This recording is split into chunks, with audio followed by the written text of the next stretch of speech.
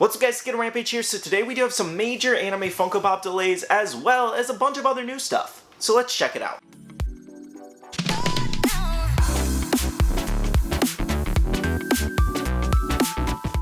Hey everyone, welcome back to another Funko Pop video. So I do want to give you guys just a pre-warning. If you hear any loud bangs or like constant it sounds like drilling or something like that, they're working on the roads in my neighborhood over here, so that's kind of what it is. And I've been trying to pick and choose what the best time was to record today, unfortunately. And this is about as quiet as it's gotten all day so far, so yeah, we're just gonna kind of deal with it. Now in today's video, we do have a couple different interesting announcements. We did have some brand new Game of Thrones, House of Dragon, Day of the Dragon Funko Pops. I think this is like a Game of Thrones spinoff, I think, if I'm not mistaken. We did get several new pops. I'm gonna attempt to pronounce some of these names. So we do have Otto Hightower as well as Corlys Valerian. We also do have Alicent Hightower, Daemon, I'm not even going to try to pronounce those, Viserys, as well as Rhaenyra. And then we do have the dragon Syrax, I think that's how you say that. And then even a Funko Shop exclusive version of one of the commons. So I do apologize for those rough pronunciations, but I wanted to try it at the very least. Now, this is a pretty good lineup, to be honest. We have one exclusives in that lineup and the rest are commons. Something else we got was another Alicent pop. And this was actually a San Diego Comic-Con exclusive. So it does look like they delayed the announcement for this one and took it off all the glams for this announcement of the rest of the pops. So I found that kind of interesting, to be honest. I feel like they should have still, I don't think it would have spoiled anything, to be honest, in my opinion, so I don't know why they waited to announce it later on. It feels like a really weird thing, because they've definitely announced things ahead of time before in the past, so what's different about this? Though it is very possible the licensor wanted them all announced at the same time versus kind of like showing one and then the rest later. Now, if you do want to pick these up, they are slated for a November release, at least for all the commons. The Funko Shop exclusive, no word on that one just yet. And then of course the San Diego Comic-Con exclusive, we don't know where it's shared to. Funko did not share that information. And this is why you should share them all at the same time so we know. Now we also did get another announcement, and that was the Alice Cooper Welcome to My Nightmare pop album here. This one actually looks pretty good, to be honest, I'm not gonna lie. Now this one is also slated for a November release and available for pre-order if you do want to grab it right now. Now, since the Obi-Wan Kenobi Disney Plus series did just have its final episode release yesterday, actually, we did get our final announcements for Funko Pops. At least I think they may release maybe one more thing, to be honest, but we did get this 5-pack of Walmart exclusive here of Obi-Wan Kenobi, Darth Vader, Kalon, as well as Tala and Reva. So I'm actually kind of excited for the last episode. Episode 5 was really good. I'm curious to see how they ended off, to be honest, and see if there's some kind of continuation. As you guys do know, I'm not a big Star Wars buff, but I did kind of enjoy this show, a good amount of the episodes. Some episodes I had my issues with, but overall I think it's pretty decent. Anyways though, that 5-pack is supposed to be coming out in late September of this year. Could be delayed, could not be delayed. We'll see what happens come September, but Walmart is currently showing a late September release. Now we also did have an Obi-Wan Kenobi Funko Shop exclusive here, where he is hooded and holding the lightsaber. And the interesting and lazy thing about this one is that it's just the common with the hood up, unfortunately. And they kind of did the same thing similar to Vader with the GameStop exclusive in the common, where they kind of just twisted him a little bit, made his cape fly in the wind, and then turned his lightsaber a little bit. Now I'm unsure if this is a hot take or if anybody does agree, but I do feel like the Obi-Wan Kenobi lineup for the show for Funko Pops was a little weak in my opinion. We had a couple repeats, and then they threw them all in a 5-pack later on, unfortunately. But yeah, I felt like they could have done so much more with this line, and they chose not to, and I was a little disappointed in this. Even being a non-Star Wars fan for the most part, and seeing very minimal Star Wars content, I felt like they did not do the pop line for this show enough justice, but let me know how you guys feel about that down below. Now, released today, we did see the Happy Birthday Freddy Funko Pop over in the Funko Shop, so if you guys do want to pick it up, it is currently available and should ship it within the next few days. So this is actually a pretty cool gift if you guys want to just gift somebody like a Freddy Funko saying happy birthday, or maybe your birthday already passed and you can grab yourself a late birthday present. I have no idea, but it is available if you do want to grab it. Now Walmart did release a brand new 7-pack for BTS, their Butter album here, and it's pretty expensive, to be honest. It's $83.88 currently on their website, so around $84 after shipping and tax. Well, if they don't do free shipping. They probably will do free shipping on an order that big, but after tax, it's probably around like $86, $87, almost $90 for this 7-pack roughly, and yeah, it's kind of crazy expensive. Anyways though, it does have a release date of December 10th. I don't expect these to come in good condition. I would recommend fully, if you do want this, to probably try your best to find it in store.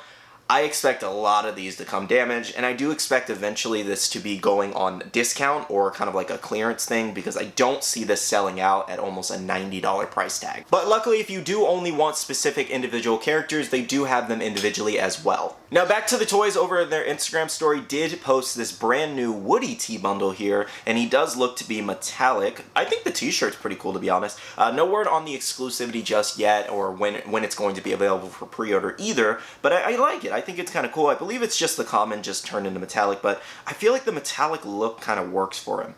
I don't know, I kind of like it. Now, if you didn't know, apparently the Crunchyroll shop does have some Godspeed shipping, because people's Hanukkah orders have already been arriving. Like, literally within the next day, they arrived. That was super surprising to me, and there was a really cool thing that they did that I guess I'm backtracking on what I said, basically. They actually put the 2022 sticker on there, which they shared it with a 2021 sticker glam, which was kind of weird.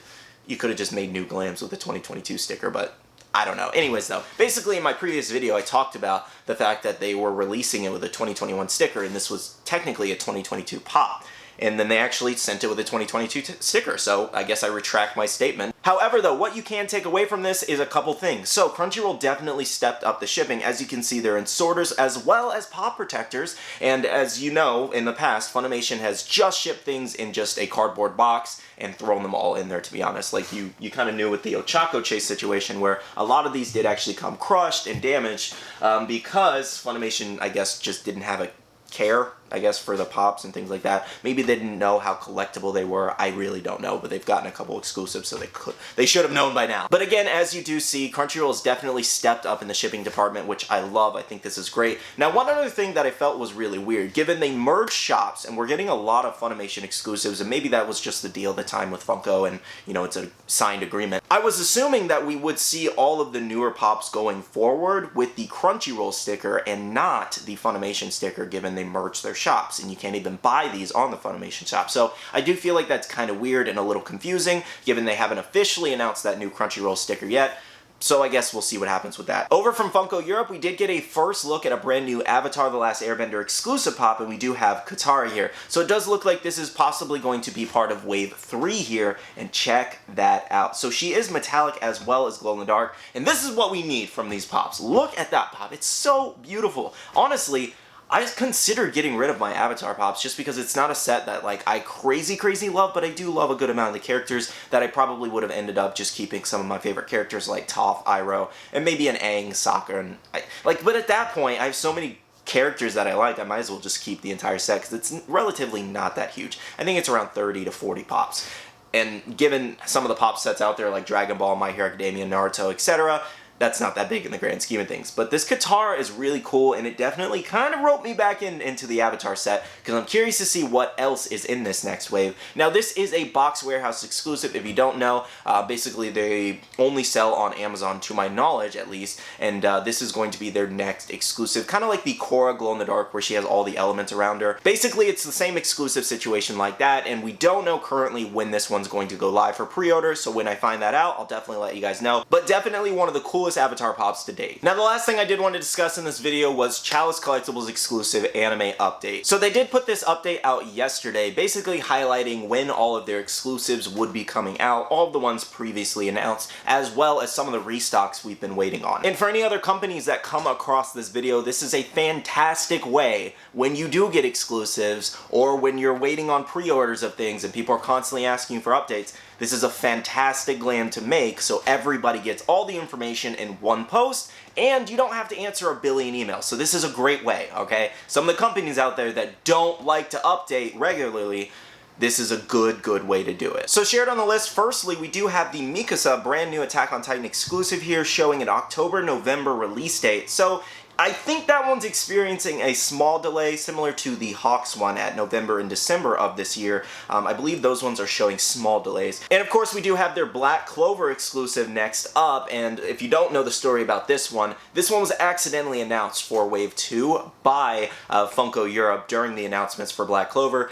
I guess they didn't get the memo that they weren't supposed to announce the next wave. Anyways, though, it is showing a January 2023 release. For Meruem, it is showing a January 2023 release as well. So it is looking like we're experiencing a good amount of delays on that exclusive, unfortunately, because I believe the rest of the commons and exclusives are set to come out this year if they aren't delayed, given, you know, we don't know what these other companies are saying about their exclusives, but the commons are definitely supposed to be coming this year. And lastly, we do have their Jujutsu Kaisen exclusive here, Gojo, and probably one of the biggest ones in this lineup, and it is showing a Q1 2023 release. So, if you don't know what Q1 means, basically Funko kind of divides their exclusives and reveals and everything like that into quarters. So Q1, 2, 3, and 4. So Q1 is usually around January through March, possibly April, I think, but I think it's usually around January through March. And what that means is Gojo could release January, February, or March. So that one, as you can tell, is definitely experiencing some heavy delays. And if you don't know where all these delays are coming from, basically overseas in China